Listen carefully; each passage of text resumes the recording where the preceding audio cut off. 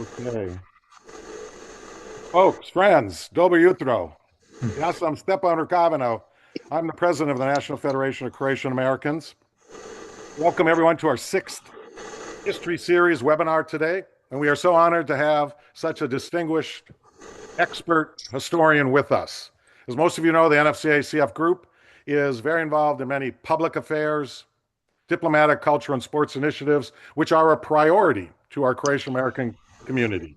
This year, just to name a few that are coming up this calendar year from the sports world, we'll be very involved with a few World Cup soccer events, especially here in Philadelphia, where I live, the weekend of June 26th and 27th, with the Croatia-Ghana match here.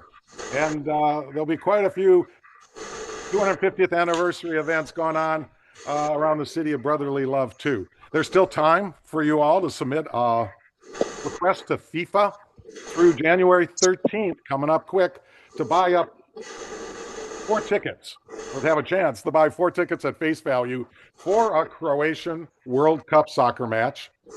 FIFA.com/tickets is the way to do it. Ask Mark Plavetic and myself if you need any other information. This October, we'll host our third induction ceremony for our Croatian American Sports Hall of Fame. And there will be some big name celebrities, folks. And just think of a couple folks who live in Cleveland and one who was a world heavyweight champ. Cleveland, October 24th, 25th, a few months from now. Mark, events Zoom committee next Saturday with a long list and a nice list of topics about possible events initiatives in 2026. Let him know if you want to join our committee Zoom next Saturday. Okay, time for me to introduce our History Series chair, Judi Zivic, who's done an amazing job over the last 18 months to get this initiative going, and every 3, 4, 5 months having a history webinar to share with our network and community of friends. Judi, are you there? And the screen is yours. Yes, thank you, Steve. Sretna Nova Godina, everyone. I'm so happy this morning to be with all of you to share our good friend Mario Jareb. We, first of all, would like to ask everyone to mute their microphones, and we will have a question and answer session towards the end of Dr. Jareb's presentation. So please be prepared throughout to come up with some questions or some comments. And so I will start now with just a short introduction of Dr. Jareb, and just to let you know that I was so happy when our friend Don Markušić, who's also on the call today from Zagreb, good friend of ours, told me about Dr. Jareb's book a few years ago, and he told me that the book was published in English, which I was so thrilled about, because many of these publications are in Croatian, and many of us here don't speak Croatian well enough to really be able to read them. This is an excellent book. I really highly recommend it. This is what he's going to speak about today. There's so much great information and great illustrations in this book and great references. So I'm hoping that we can get this book in the United States. I'm not really sure if it's available here yet, but we're going to work on trying to get it here. So Dr. Jareb, since 1995, he's been employed at the Croatian Institute of History in Zagreb, Croatia. His research is currently focused primarily on the origin and development of Croatian national symbols, and as well as the fate of the Catholic Church in Croatia and Bosnia and Herzegovina during the 1940s. He was a Fulbright student at the Russian and Eastern European Institute in Indiana University, Bloomington, Indiana, from 2001 to 2002. He received his doctorate in history from the Faculty of Philosophy at the University of Zagreb in 2003. From 2005 to 2008, he participated in the work of the Task Force for the International Cooperation in Holocaust Education, Memory and Research, as a member of the Croatian delegation. In 2024, he rejoined the Croatian delegation to the IHRA. From 2006 to 2009, he was a member of the Council of Jasenovac Memorial Area and Museum. From 2016 to 2017, he was a member of the mixed papal Croatian Catholic and Serbian Orthodox Commission for the rereading of the life and activities of Blessed Cardinal Aloysia Stepinac. We are so happy that he can be with us here today to speak about a topic of great interest to our Croatians in the diaspora. Welcome, Dr. Jareb. Thank you. I'm glad that I have a chance to tell you something about the Croatian national symbols, their origins, development, use, and of course controversies. We all know that when we say controversies related to Croatian national symbols, we think about that ongoing dilemma on the use of Croatian checkered coat of arms with white field, initial white field. But let's start, let's say, from the beginning. So we all probably know that Croatian national symbols as such as national symbols can be tracked back to the middle of the 19th century, and the modern Croatian coat of arms and flag are based on the old Croatian national coat of arms and the modern national tricolor. So the colors of the flags are based on the colors represented in the free Croatian land coats of arms. And these coat of arms were used as actually in a way official coat of arms up to 1918, and so I'm going to say something about them. So it is important to know how they did look like and why actually colors of these coat of arms are represented in Croatian flag today. So when we talk about that old Croatian coat of arm that consisted of three coat of arms, we need to mention first the one with three lions, or in heraldic terminology, you talk about the lions when you have when you, how to say, watch them from the side. If they are unfast, they're called leopards. So it's the same animal, but sometimes it's a lion, sometimes it's a leopard. So that coat of arms with three lions or leopards was first recorded at the end of the 14th century. So you can see on that slide now the first recorded example of such an coat of arms. So in within the coat of arms of the Croatian, Hungarian, and at the time also Polish King Louis of Anjou from the late 14th century. So at the time, that coat of arms consisted of red shield with lions. Later it changed, so now today what we can also see in the coat of arms of the Republic of Croatia, so that coat of arms is represented as a blue shield with three leopards. So after that, actually, it's important also to know that from that time on, when it was first recorded in late 14th century, also all the way up to the 16th century, it was that coat of arms, later known as the coat of arms of Dalmatia, which often represented all Croatian lands, usually in the coats of arms of Croatian Hungarian kings. So on the next slide, we can see how that coat of arm. So you can see a silver denar or coin of Croatian Hungarian king Ladislav II Jagiellon. From this coin is from 1509. And if you take a look at that coin, you can see these heads. They're like in some cartoon for kids, we would say today, but they represented actually that coat of arms, all Croatian lands at that time. So in the meantime, by the second half of the 15th century, the appearance of the Croatian checkered coat of arms, we can see it on the next slide. And the Slavonian coat of arms was recorded. So what we know today is that the first example of such a coat of arms, Croatian checkered coat of arms, can be traced back to 1490 or 1494, There is an image in a former monastery in, this is today the town or city of Bolzano or Bozen in southern Tyrolia. At the time that was the territory under the Habsburg rule. So it's interesting to say that example has a shield with the initial red field. What you can see here on this slide is an example from Innsbruck, so also in Tyrol, today in Austria, and that example has only 16 fields with the initial white field. You can see that. So after that, also what appeared next was the coat of arms of Slavonia. Although it was granted to the Kingdom of Slavonia in 1496, so you'll see that on the next slide. It's important to say that the elements of that coat of arms can be traced back to 13th century.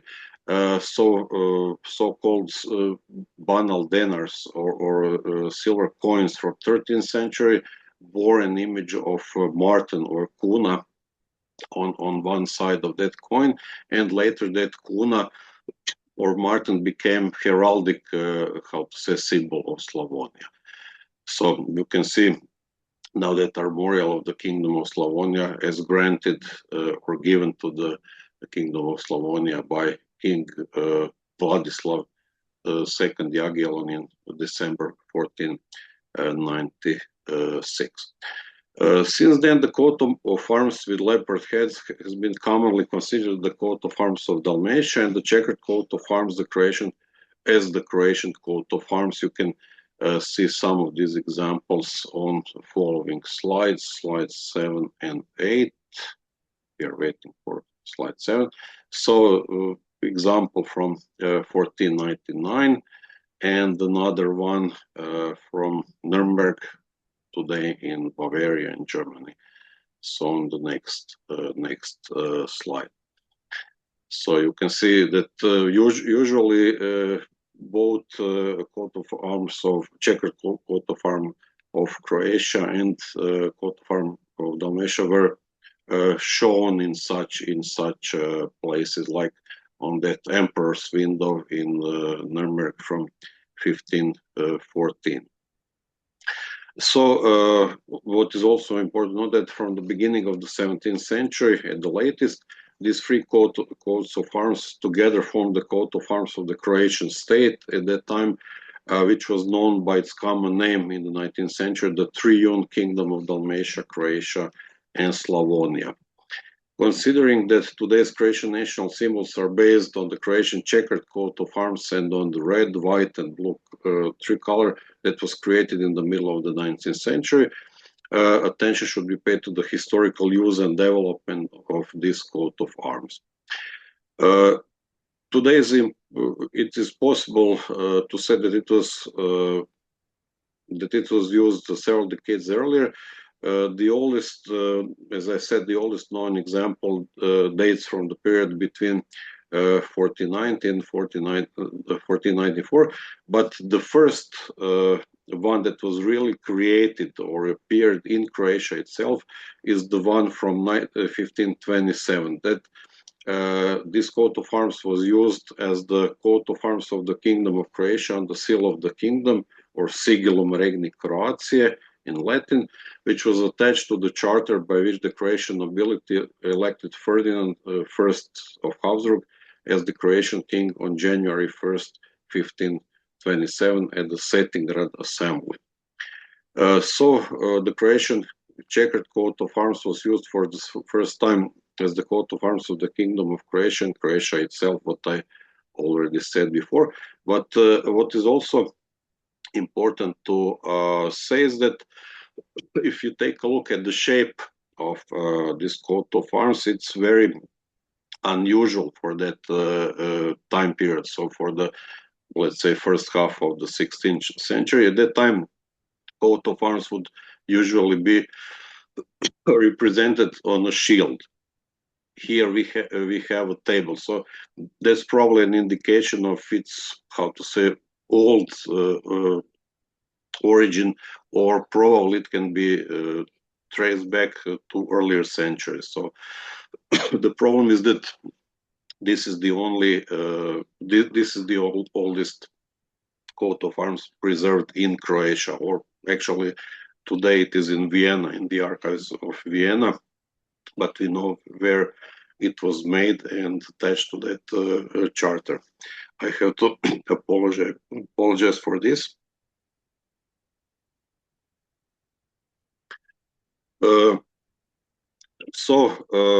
You had a chance to see some other examples of a Croatian checkered coat of arms from earlier years. Now you can see this one. And what is characteristic for its use, that its depiction varied in terms of number of squares and the color of the first square, which remained characteristic of its depiction in the following decades and even centuries up until recently. There are numerous versions of that coat of arms which differ in the number of fields they contain and the color of the initial field. There is no evidence that this or that version is right and that other versions would be wrong. All of them are used simultaneously and equally, even on seals, charters, and flags, where in modern terms their use could be labeled as the official use of state symbols. In the last 100 years, the use of the coat of arms consisting of 25 fields has become commonplace, but however, modern discussions about the color of the first square show that even today there is a diversity in unofficial use regarding its characteristics. The process of Croatian national integration influenced the fact that by the end of the 19th century, the checkered coat of arms had changed from one of the Croatian national coats of arms into a generally recognized all Croatian national symbol. At the same time, the foundation was also laid for the perception of what the Croatian national flag should resemble. So we can move to the following slide. Showing the oldest preserved Croatian actually flag in Croatia. So this is a Ban's flag of Ban Nikola Erdedi from 1680 or 1682. We don't know exactly. What you can see, that flag is not a national flag. It was, how to say, a unique flag of Ban, his, how to say, personal belonging. So at that time, you wouldn't have a chance to meet other people or other, how to say, officials of Croatian kingdom to use what would be considered to be a Croatian flag. So flags were not in common use at that time. So they were either a symbol of a military commander or a dignitary as a ban. So actually, coat of arms was, how to say, used more frequently among the people than the flags. That changed. Actually, it changed in the mid of the 19th century. So in 1848, all over Europe, we had those revolutions, spring of the nations, and also in Croatia, Croatian national revival actually how to say, succeeded in producing, I would say, such a national flag. So that flag, the red, white, and blue tricolor, that was in wide use during the spring of 1848, became the installation flag of Ban Josip Jelagić. So you can see that flag on the next slide. And that was modern Croatian tricolor, so red, white, and blue, but had applied coat of arms of the Triune Kingdom. And so this flag is, let's say, probably the most important flag that we still have in Croatia today, since it became, how to say, kind of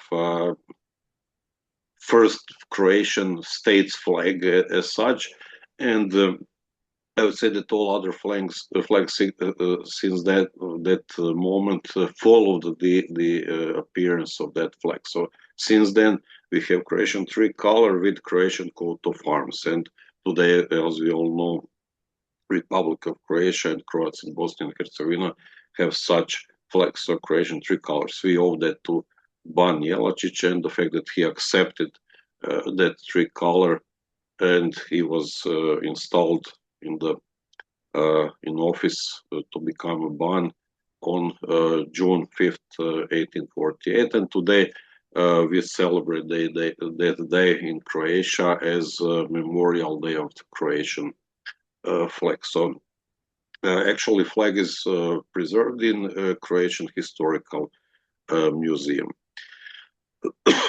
As I said, that flag was the forerunner of the modern national and state flag, and its content, tricolor with an applied coat of arms, is a model on which the current appearance of the Croatian national flag is founded. So you can see some of these flags on following 3 slides. So there are some examples from actually 19th century. So this is some image from, let's say, late 19th century. So quite naive, but this is how this flag looked like. Also, since at the time it was not so easy to produce flags with coats of arms, you had to buy them. It was not so easy to do it. So in common use were also these simple tricolors, like on these examples from Zadar and from Zagreb from 1895. But in the view of most of Croats, I would say Croatian national flag at that time was a Croatian tricolor with Croatian checkered, actually primarily checkered coat of arms. You can see such an example behind me, if you can see my image. And at the turn of the century, so from 19th to 20th century, for some reason, Croatian publishers like to publish postcards or letters with images of Croatian national symbols, and on most of them you can find still such flags or Croatian tricolors with Croatian checkered coat of arms. So at the end of the 19th century and also at the beginning of the 20th century, what was also characteristic was the use of the Croatian checkered coat of arms with an initial white square, which prevailed. So already at that time, the use of the coat of arms of 25 squares became more and more prevalent. So I would say that on the following slides you can see some of these examples from that period.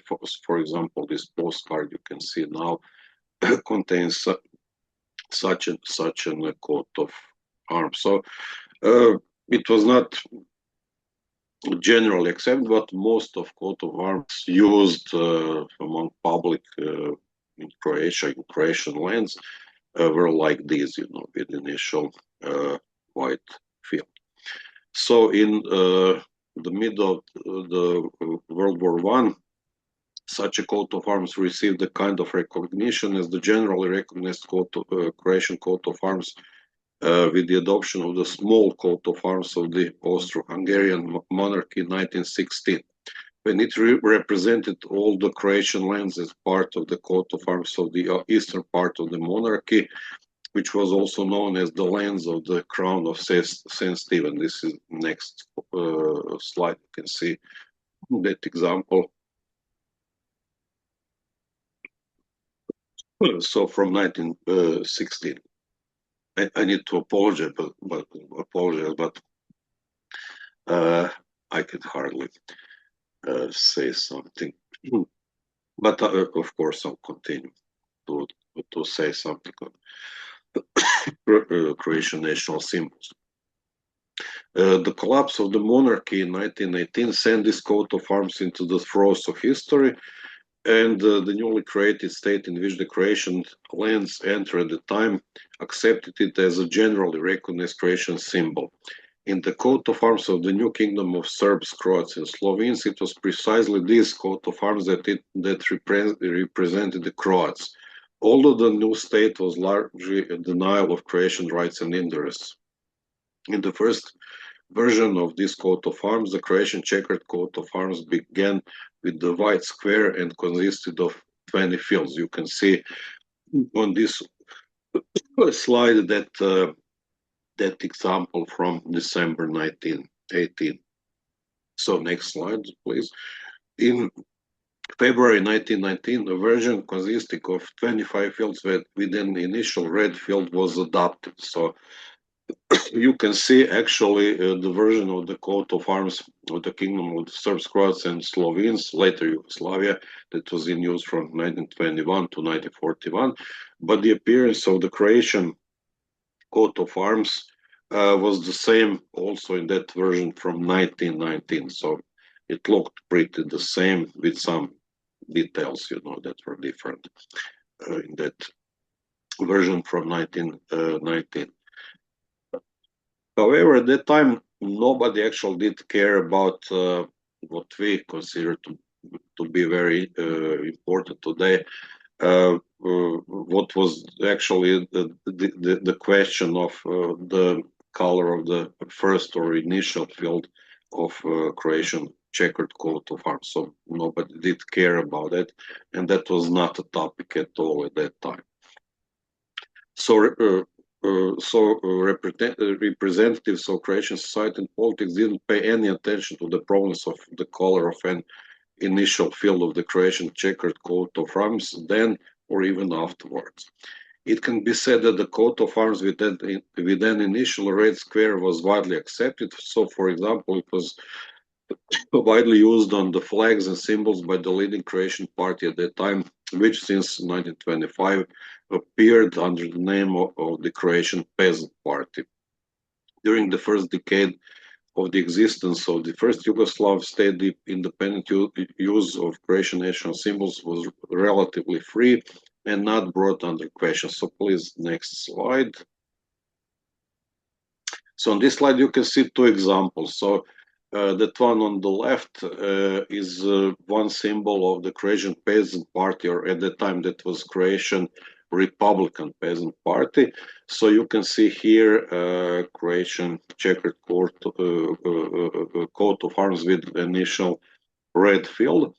On your right is a cover of a book by Ferdo Šišić, Povijest Hrvata za vrijeme narodnih vladara. So the history of Croats in time of people's rulers. And you can see that on that cover is the coat of arms representatives quite different, so with the initial white field. So in my library I have also other version with red cover containing coat of arms with initial red field. So they didn't. That's another proof that they didn't care about these things. Which color would be represented as the initial color or color of initial field of the Croatian coat of arms. So that was not topic at that time.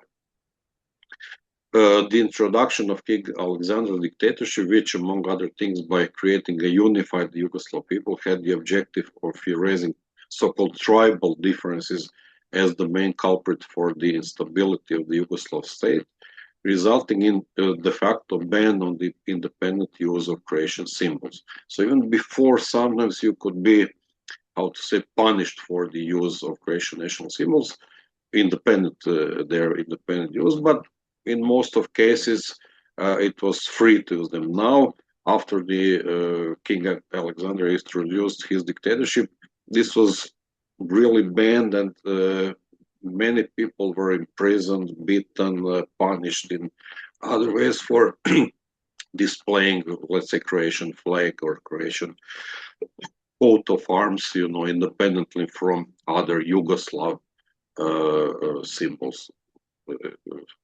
So if you would display Croatian coat of arms along or come together with Serbian and Slovene, then that would be okay. But if you display only Croatian coat of arms, you could be punished. And gendarmerie of the Yugoslav gendarmerie was, how to say, very merciless in punishing those who would dare to do something like that. What was also the problem was that at the same time, Serbian national symbols under the guise of symbols of the Serbian Orthodox Church were freely used, and that fact only strengthened the belief of many Croats about the dictatorship and the Kingdom of Yugoslavia as greater Serbian creations. After the death of King Alexander in October 1934, he was assassinated in Marseille during his state visit to France by Macedonian and Croatian emigres. So it was after that, after October 1934, it was again possible to use Croatian national symbols relatively freely in the homeland, so in Croatian lands. And also at that time, no attention was paid to the color of the initial square or the field of the Croatian checkered coat of arms.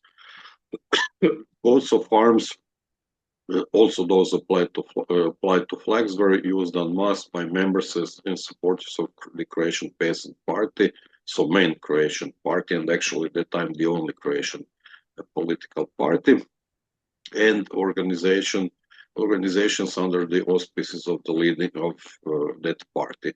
So you can see symbol of the Croatian peasant, the symbols of the Croatian Peasant Party from late 1930s, and on next slides you can see some other examples of symbols used by the members or supporters of the Croatian Peasant Party.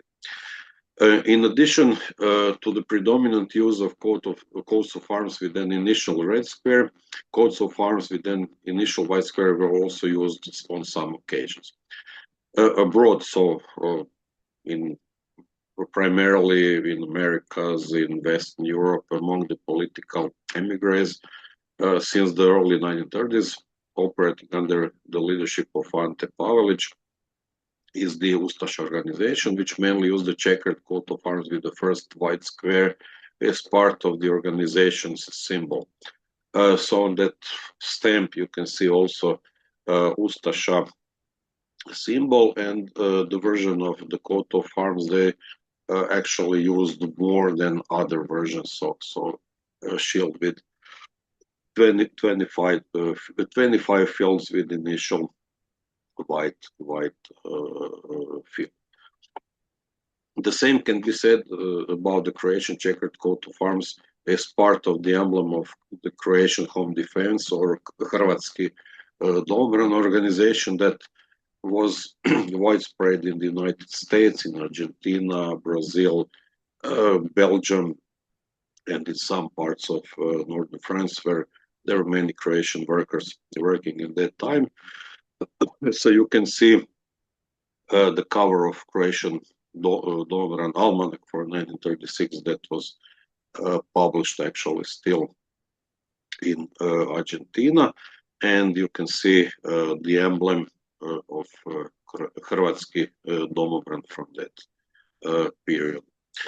So that Croatian Domobran was an organization under the formal leadership of Ante Pavelic, and as I said, it gathered many Croatian immigrants, and together with the Ustaša organization formed part of the so-called Ustaša Domobran or home defense movements. On the following slide, you'll see some examples of the use of coats of arms with an initial red square in the late 1930s and the beginning of the 1940s, but before the foundation of the independent state of Croatia. That example on the left is very interesting, since this is a book on the life circles of Croatness, published in Belgrade by Serbian author Čedo Milmitrinović. And of course you can see what kind of coat of arms is actually represented on that cover. That other example is a play, the game of chess in Croatian land theater, present day Croatian People's or National Theater in Zagreb from March 1941, so before the outbreak of the Second World War in Croatia. And you can see that coat of arms in the very center of that stage. So it is the coat of arms with the initial white field before the foundation of the independent state of Croatia. During the late 1930s, it's important to say that Croatian nationalists in Croatian lands, so among them Pavelić followers, predominantly used the checkered coat of arms with an initial red square, so they didn't care about that topic, or issue of the use of either white or red initial field of the coat of arms. The establishment of the Banate of Croatia as an autonomous, almost federal unit within the Kingdom of Yugoslavia in the summer of 1939 meant further affirmation of Croatian national symbols. The Croatian tricolor without the coat of arms became the flag of the Banate or Banovina, and in the spring of 1940, the Croatian checkered coat of arms with an initial red square surmounted with the Yugoslav crown became its coat of arms. So on this slide you can see two versions, so-called lesser and greater coat of arms of the Banovina Croatia or Banate of Croatia.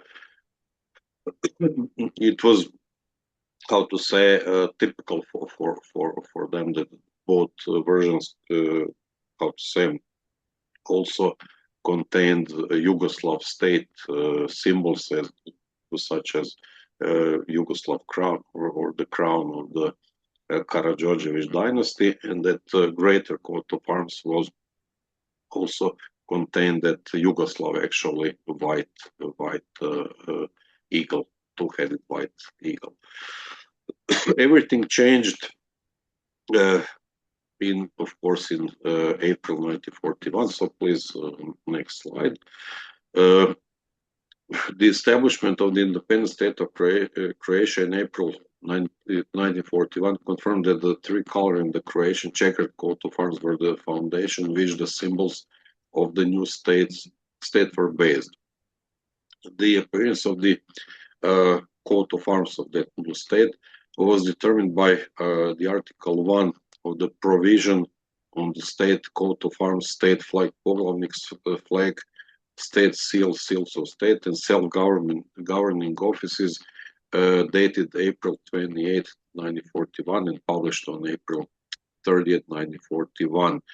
So the coat of arms of the independent state of Croatia consisted of a shield consisting of 25 square fields, white or silver, and red blood color, arranged alternately in 5 rows, so that the first field in white or silver above the coat of arms is an interlaced sign in the shape resembling the star in the same red color, which frames in the white field the capital letter U, which is dark blue. So this was actually the symbol of the ruling Ustaša movement in the independent state of Croatia.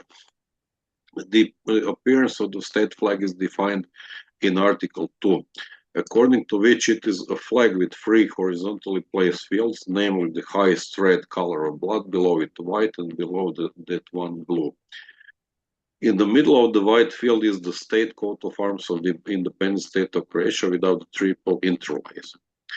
It is set at a distance from the red and blue fields that is equivalent to the length of 1/4 of the side of the coat of arms. On the red field, next to the flagpole, is a star-like shape resembling the one on the coat of arms, in red in such a manner that its surface is left white. In its white field is a large dark blue letter.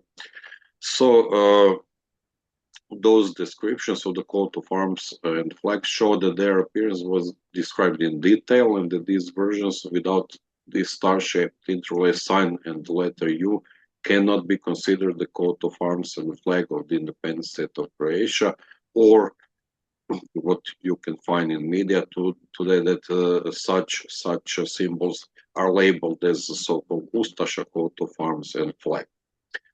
This is especially true of the coat of arms with the first silver or white field. Numerous preserved photographs and publications from the time of the independent state of Croatia show that the coat of arms and the state flag and the mentioned national flag on the houses of the inhabitants or citizens of Croatia were widely used. Along with the coat of arms and the flag of the independent state of Croatia, the described symbol of the ruling Ustasha movement was often publicly displayed.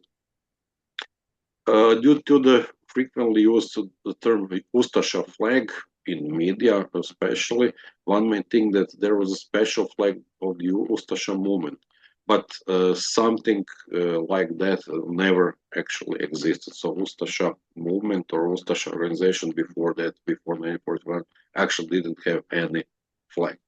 Those who use that term Ustasha flag are mostly thinking of the described state flag of the independent state of Croatia, and some quite unjustified, without any reason actually, are thinking of versions of the Croatian national flag containing the Croatian checkered coat of arms with the first white field. So similarly to, so next slide please.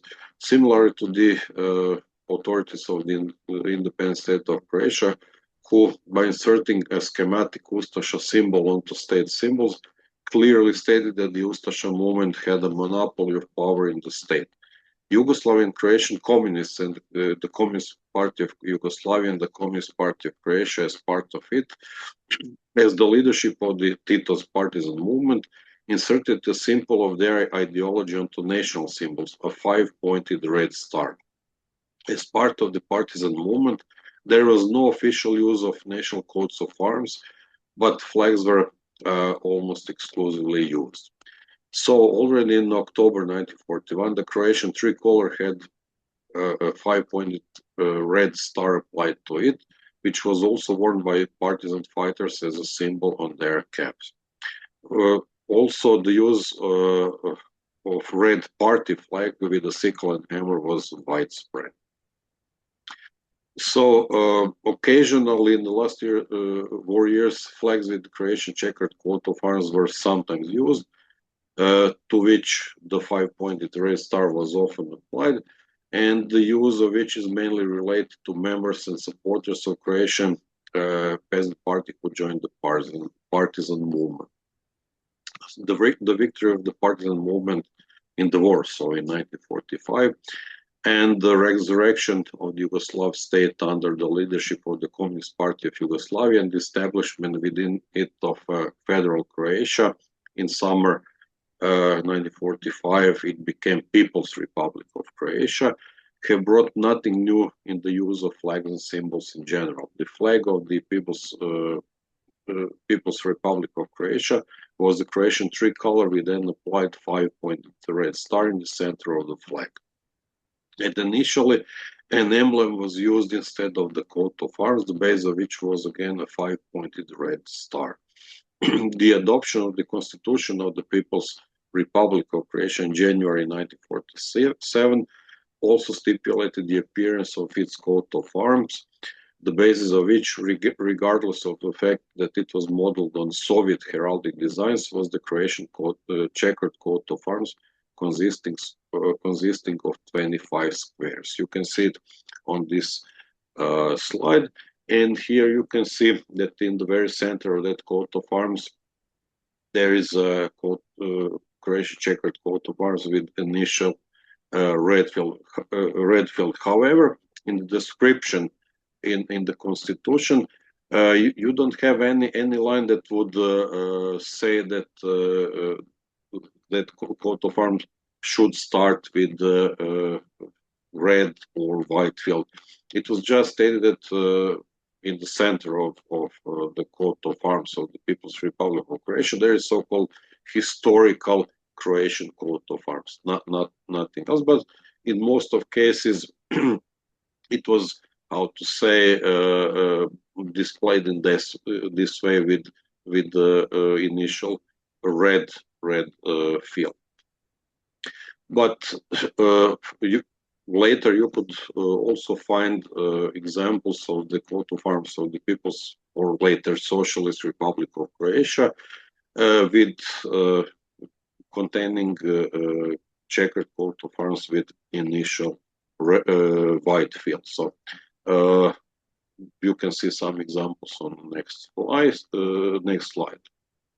So there are two examples, and on your left is a pin with such a coat of arms. On the right is a coat of arms of the Socialist Republic of Croatia, printed in the edition of the Constitution of Yugoslavia from 1974. So that was actually kind of official publication, so that contained such an coat of arms. The coat of arms and flag of the Republic of the Socialist Republic of Croatia survived in unchanged form as the coat of arms until the emergence of the modern Republic of Croatia in 1990. Actually, they were in use by July 1990, in official use, of course. So from 1945 to 1990, the independent display of Croatian national symbols without communist, or as they were called at the time, socialist symbols, was very perilous and most often led to repression by the authorities at that time. Deviating from this, this is the period of liberalization in the second half of the 1960s and the period of the Croatian Spring at the very beginning of the 1970s, when it was possible to express national feelings more freely and highlight national symbols, including those without communist features. You can see actually that example on the left. It is I know some alcoholic drink. It is not today very popular to display things like that, but at the time that was how to say, a product in how to say, that you could find everywhere in Croatia, and labels of that product, you know, how to say, bore that Croatian coat of arms with initial white field without any socialist symbol. You could buy probably tens of thousands of bottles of that drink were produced, and you could find, you know, posters, commercials in media at the time. So nobody did care about, you know, the initial field of that coat of arms at that time. So it was in circulation or in stores from spring 1969 to late 1971, or probably beginning of 1972, so for almost 3 years. So it was not that it was put on the shelves in some store and then removed by some communist policemen or militiamen day after. So for more than 3 years, or almost 3 years, you know, people could see that. So still today, many people remember the drink, not to the quality of the drink, but for the fact that they bore these national symbols. And for that reason, that drink was very popular in Croatia at that time. So from that time, other examples of such symbols were preserved, including relatively numerous Croatian coat of arms within an initial white square. Neither then nor earlier or later did the authorities of the time and the system of repression pay attention to the color of the initial square, but rather whether they contained communist or socialist symbols. It should be said that during the 1980s, partly due to the rise of Serbian nationalism led by Slobodan Milosevic, there was a tendency to equate everything Croatian, including symbols, with the Ustasha. At the same time, so from that period, from 1945 to 1990, Croats outside Croatia, so Croatian emigres, Croatian diaspora, on all continents, I would say, used Croatian national symbols independently from, let's say, other Yugoslav symbols. And quite a nice example is that case of Croatian embassy, so-called Croatian embassy in Canberra in Australia, which existed from 1977 to 1978. So a group of Croatian emigres in Australia decided to, how to say, publicly state their desire to establish independent Croatia. So they hired one house somewhere in Canberra, in the district where other embassies were located, and they named it Croatian Embassy. And you can see how it looked like. Of course, Croatian flag and Croatian coat of arms were displayed so that everybody could see,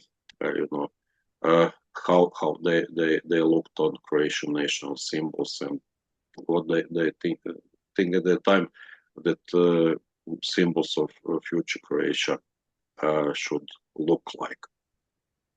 So actually, at the beginning of democratization in Croatia, so from late 1989 and at the beginning of 1990, actually it looked like that those symbols that were displayed back in 1977 and 1978 in Canberra could become the symbols of new Croatia. So in spring 1990, Croatia was, how to say, swimming in the waves of Croatian flags, like the one represented on the cover of that news magazine Danas on your left side.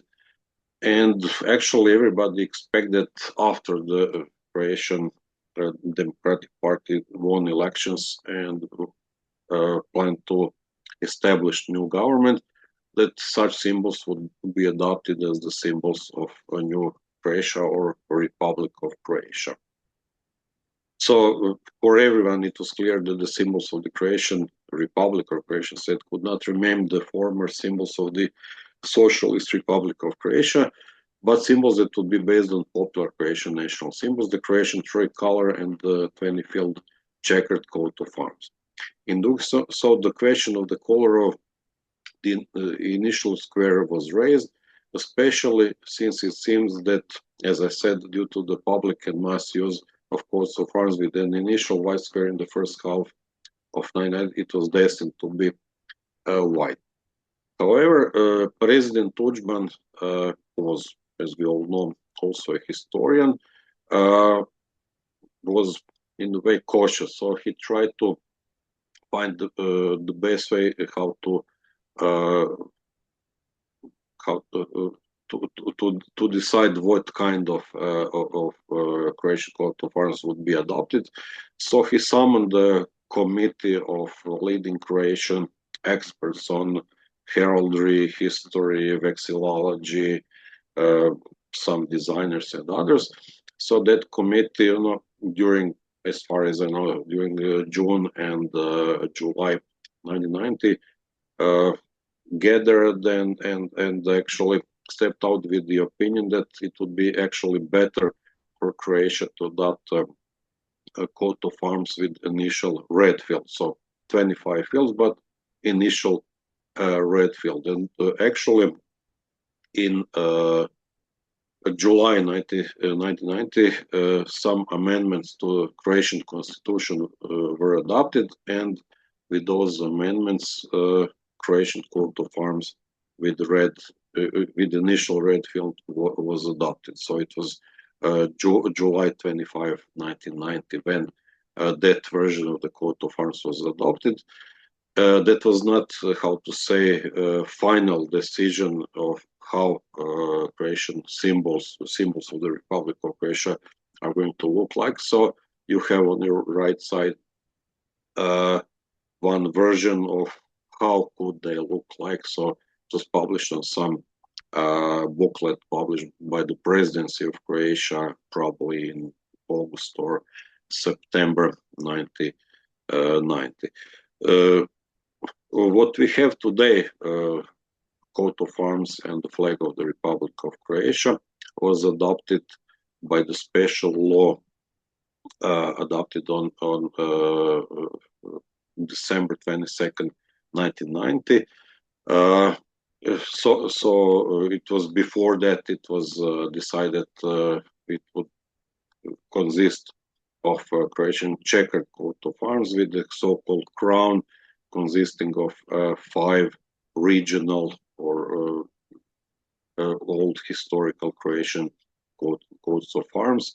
It was designed by academic Miroslav Šutej, who was actually at the time leading Croatian designer, and he actually designed both the coat of arms and the flag.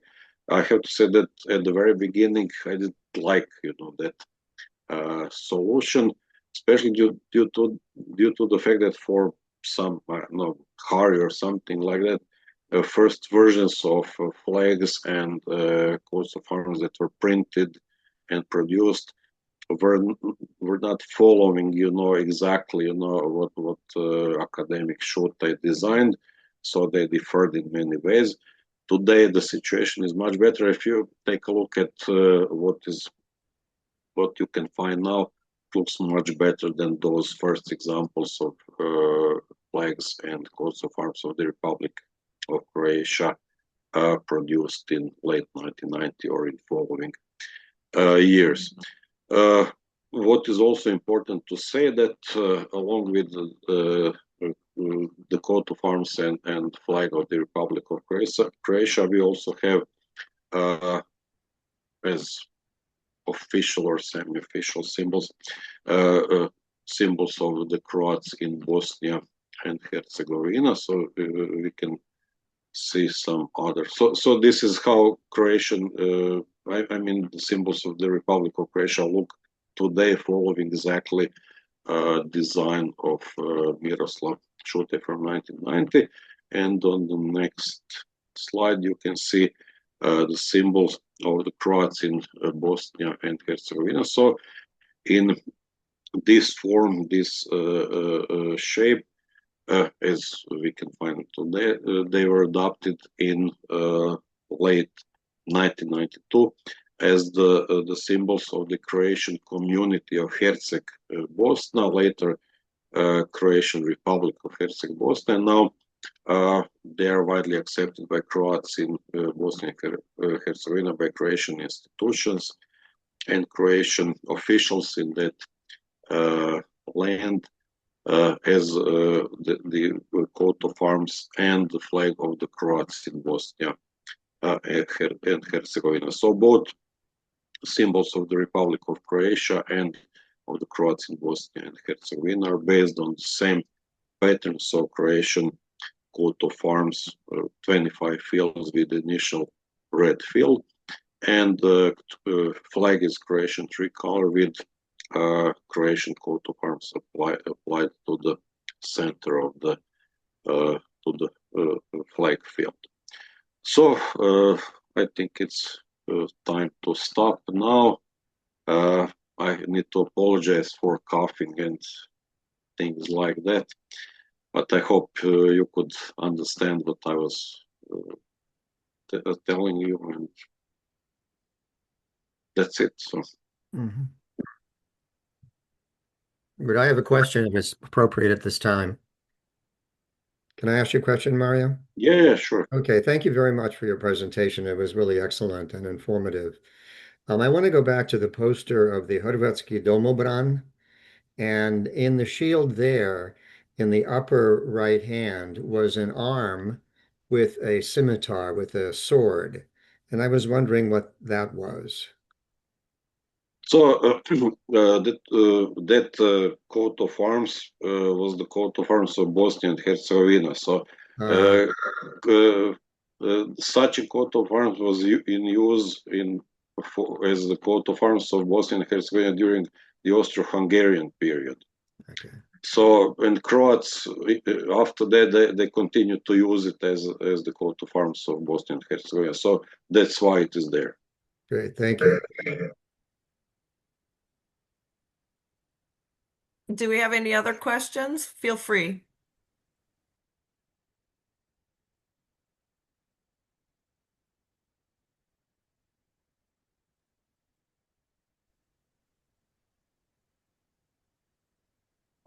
I've got a question. It's Ivan Grbišić here in Toronto. Thank you very much, Steve and NFCA, for putting this on, and thank you, Mario Jareb, for taking the time to further educate us this morning. One issue that we see coming up more and more in the diaspora is problems with the use of the historic Croatian coat of arms with the first white field. 2 years ago, the Ontario Soccer Federation ordered all Croatian soccer clubs to cease and desist using the old historic coat of arms, alleging that it was a pro-Nazi, fascist Ustasha symbol, and they had requested, as I mentioned, that all the clubs change their coat of arms for purposes. We had gone back, and thanks to the information that's been pulled out through the years by the use of symbols in the diaspora over the years, and we managed to get them to retract their decision and to issue an apology letter. We've seen other examples, including the use of the coat of arms of Grgić Hills, who we are all familiar with, one of the most famous Croatian wineries outside of Croatia. They are no longer allowed to import Croatian wine into Canada prior to the tariff issue with the old Croatian symbol on it. So they had to change it to the coat of arms of the Republic of Croatia. I guess, Mario, my question to you is, can you talk a little bit about what is being done from a historical perspective, obviously outside of your work, but more from an institutional and governmental perspective, to try and help clarify these matters?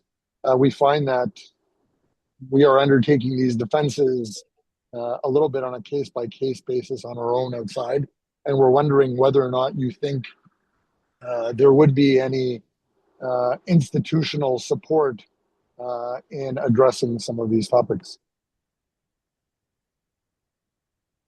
Yeah, I'm familiar with that case from Canada. Actually, several years ago, Don Markošić, who is somewhere among you, told me about that. So we had a chance to talk about that.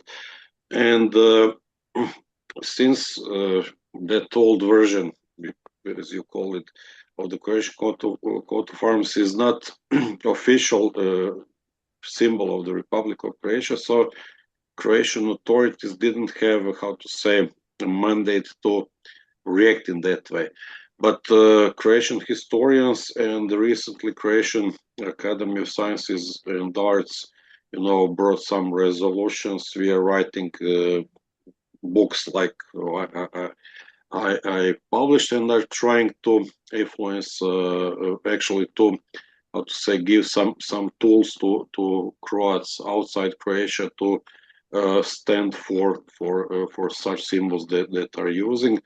So that's the way how to stop this I would say hysteria that started some 25 years ago at the beginning of 2000, when some media and some politicians and some activists started to spread those stories about Croatian coat of arms with the initial white field as some Ustasha criminal symbol or some Nazi symbol or something like that. The problem is that they spent 25 years of doing that, and some of these guys in media had some connections abroad, so that story spread around, and it's not so easy to fight that, with facts that we have in our hands. But I would say I'm aware of some examples. Actually, you said that you were actually successful in defending, let's say, Croatian coat of arms in Canada. So I'm actually, I know for a case in Australia where some student was charged of using something criminal or something, actually that kind of coat of arms. So also he or his parents succeeded in reverting, such accusations. So maybe the spread of publications like my book and actually if people like you would have information of that kind in their hands, things could be prevented. And of course, it would be great if Republic of Croatia would, how to say, contribute in some other way to fighting, these stories about Croatian symbols and some other Croatian things that are portrayed or labeled outside Croatia as criminal or something like that. And obviously, they are not. I have a question. Hello? Yeah. So they're great job. They look like inside. And there's 10 sachets in each. Okay, is someone asking a question other than Brian Gallagher? Yeah, can you hear me? Okay. Why don't we do Brian now and then Jan Brady? Okay, Brian. Okay, I have more of a basic point following on to what has been said. And the true reality is that Croatia has failed completely to create the appropriate network to defeat this kind of propaganda we hear about flags and so on. Excuse me for 1 second. Could everyone please mute their microphones except for Brian? Essentially, yes. So one. Is that okay? Should I continue? Okay, Brian, go ahead, please. Okay, yeah. Croatia's kind of failed to invest in any kind of networking or anything like that. We do not have cultural centres established around the world to promote Croatian culture. Here in London, we have a whopping great Czech cultural centre, and there's about as many Czechs in London as there are Croats.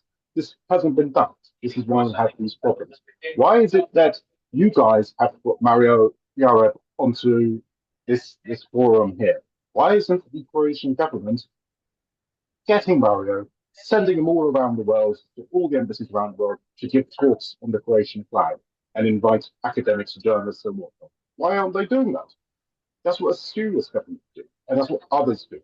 And for heaven's sake, we even have a Hungarian cultural centre in London. There's nothing Croatian here like that, and there isn't anywhere as far as I'm aware. Why isn't there a great big cultural centre in Washington in the years done by the Croatian government? That's the essential thing. That's why we are fighting these rearguard actions. So that's the reality. So that's just basically my comment. You're absolutely right. Something should be done in that direction. Why the Republic of Croatia is not doing that, so allowing people who are able to speak for that, it's hard to say, but sometimes we feel here, Croatian historians and other people in humanities, that people who are sometimes running or leading our institutions don't understand much what they should actually do in that respect. And when you say that something should be done, they say you can apply for this or that, scholarship or something. But